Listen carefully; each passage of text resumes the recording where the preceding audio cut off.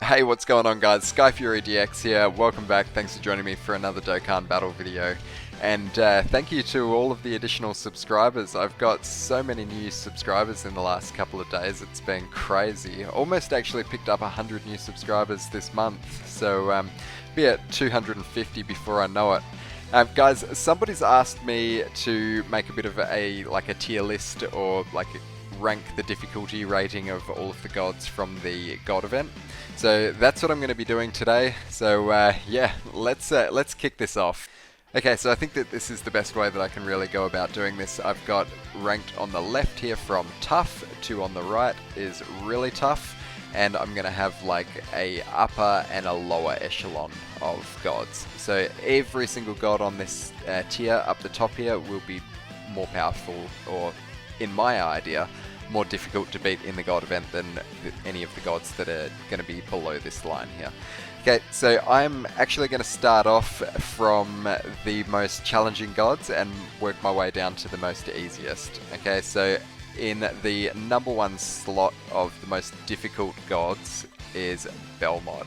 Okay, Belmod down here is, I mean, he caused me a bit of grief. I managed to take him down the first day that he was around, but I mean, you can see down here that he is he's locking you in place. He's sealing you, and he's lowering defense, lowering attack. He's what is he as well? He's launching two supers in one turn. This Belmod here is just absolutely crazy, and I mean, I'd say that there's probably very few teams in the game that can take Belmod down. So that's why Belmod's got the number one slot. I think that this guy might legit be the most difficult character in all of Dokkan to beat. So that's Belmod, everybody, the most difficult god of destruction. Next up after Belmod, we've got Beerus. Beerus is pretty challenging as well, because Beerus is one of these gods who changes their type. But I mean, basically with Beerus he's got the rage meter, and he's going to go from int to SDR. What I'm finding with Beerus is that you're spending 2 turns in the int phase, and then you're going into the SDR phase. And I think that SDR Beerus actually does hit harder than what Belmod does. But, I mean, Belmod's just a bit more crazy than what Beerus is, but this Beerus is still very, very difficult. As well, like, if this Beerus, I think if he did, like, if he went into, say, physical typing, or tech, something like that, no, sorry, not tech, physical, yeah, basically, if he went from int to physical, I'd probably put him, I'd probably go like this, because then, you know, like, at that stage there, then, you know, you can't sort of hard counter Beerus with anything. But it does definitely help out having that second phase being STR, because if it's STR, then you've got UI Goku, who can definitely help you out there. After Beerus, I've got Champa. I've decided to put Champa after Beerus here because Champa is one of these units who is lowering a defense. So basically, if Champa supers you like off of the bat, then he hits you with normals and stuff, then that's going to be doing a lot of damage, and it's really, really going to hurt.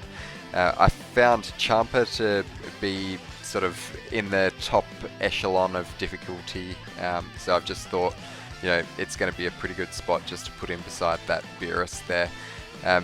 Definitely there is a step down between Champa and Belmod. It's not like as crazy as, you know, like Beerus and Belmod are like a bit closer in terms of difficulty than what this Champa and Belmod are. I definitely would say that Beerus is, you know, a bit tougher than Champa to beat. So next up after Champa, I'm going to go with Moscow. Moscow is one of these guys who is, you know, the super attack is damaging everybody on the whole rotation. So he's one of those guys who you've got to like not have any weak points, and it makes this Moscow a very, very difficult fight. I mean, there's a very easy way of overcoming Moscow, but I'm I'm not really too sure how, you know, like, you can only really do it with one sort of team, okay? And if you watch my videos, you can see how to take Moscow down like pretty easy, but like for the general sort of like all of the characters that you can use in Dokkan, I'd say that Moscow, unless you're bringing like a super specific team for Moscow, then very few units are going to be able to sort of survive in the Moscow event, because his AoE is just death, alright? After Moscow, I've got Ramchi. So Ramchi as well, same sort of thing as Moscow, but to a lesser extent with that attack all ability. The attack all ability is just one of those units, one of those abilities that's really going to mess you up if you've got any sort of weak points in your rotation. So nothing but the strongest and the most tanky units in this event. Okay, the last unit in the upper echelon I've got is Iraq. Okay, Iraq, I've got Iraq up here because Iraq is an int type unit, so can't really be hard countered by any of the like the UI Goku or any of like the Evolution Blue Vegeta, anything really like that. Iraq is not really the most difficult in terms of like these top units here. I'd say that there's definitely like a big step down in difficulty when you're comparing like Iraq to the likes of Champa and Beerus, so. And then he doesn't have like any sort of attack all ability, anything like that. I mean, we look over here and we can see that he's got a chance to evade, which can be annoying, but I mean, evading isn't going to, you know, like get you completely obliterated, right? So next up we'll go with the lower echelon, right, starting from, I think we're actually going to work our way back the other way this time. We're going to start from the weakest to the strongest. Okay, so the weakest that I've got in this this lower echelon is I've got Hellas. I never really found myself having too much difficulties with Hellas. Hellas is, like, her sort of gimmick is she's changing type every single turn. So, I mean, if you go into a turn with her and you've got like a lot of AGL units and she goes tech, then obviously you're going to have a hard time. But I found that like sort of working your team and your rotations around like how she's going to be typing isn't really too difficult. Once you sort of get the hang of it, you know, like she goes AGL, tech, in STR, physical, then AGL again, which obviously leads into tech in STR, physical, AGL. So it's pretty sort of predictable what Hellas is going to be doing, you know, what typing she's going to be in different sort of scenarios. So you can work with Hellas, and I think because she changes typings as well, she's actually, it wouldn't surprise me if she's got lower stats than what all of the other gods do to sort of like balance that a little bit. So if you sort of get the hang of her rotations, Hellas is very, very easy. Alright, next up is Quitella. Alright, Quitella doesn't really have too much going for him either, right? So Quitella is, like, he's got a chance to evade, but, I mean, he is tech, so you can just use Evolution Blue Vegeta here, and you can completely just obliterate Quitella. Quitella's, you know, not too difficult at all. Next up on this list here is we've got Iwan. Iwan is Universe 1's God of Destruction, and you've got the hard counter, which is the best unit in the game, AGL UI Goku. You build a team like that, and Iwan is not really going to cause you too many problems either. Plus, like, it's not just UI Goku that you can do, like, you know, you've got Super Saiyan 4s, that Super Saiyan 4 Vegeta and even the LR Super Saiyan 4 Goku are really going to hold up quite well against Iwan. Plus the roster of AGL units that are in the game is just, like, you know, pretty crazy. Super AGL in particular is probably one of the best typings in the game. So this Iwan here is, yeah. He's where he is. So we're going to move on from Iwan. The next unit that we've got down on this lower echelon is we've got Liquia. I think that's how we say Laquia. And basically I've got Laquia next to Iwan. Also, like, Laquia's tech, but the thing that sort of separates Laquia from Quitella is that Laquia can attack multiple times, like, per turn. And then Laquia is also able to evade. We've got, you know, we're immune to all of the same stuff. So, but Laquia is just a little bit more difficult than what Quitella is. The double supering can definitely catch you off guard with Laquia as well over Quitella.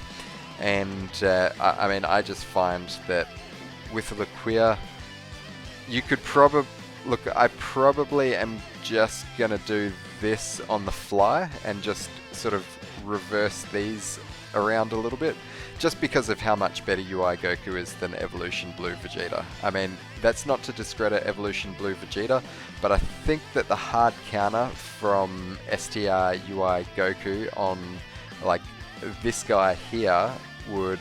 Oh, actually, no, that's the other way around. Okay, so I'm gonna go like that. Okay, because the hard counter there on Iwan is just a lot more than what you're getting from Evolution Blue Vegeta.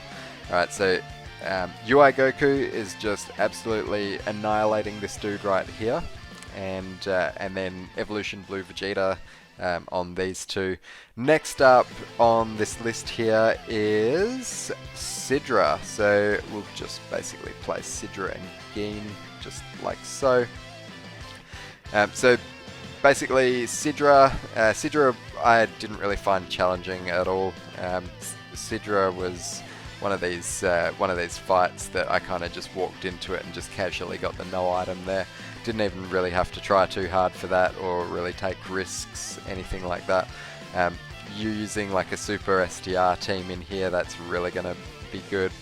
If you don't use Super STR, you've got some really good options with Extreme STR, like if you've got STR Turles, if you've got your Omega Shenron Easy Aid, basically that's really going to help you out in there.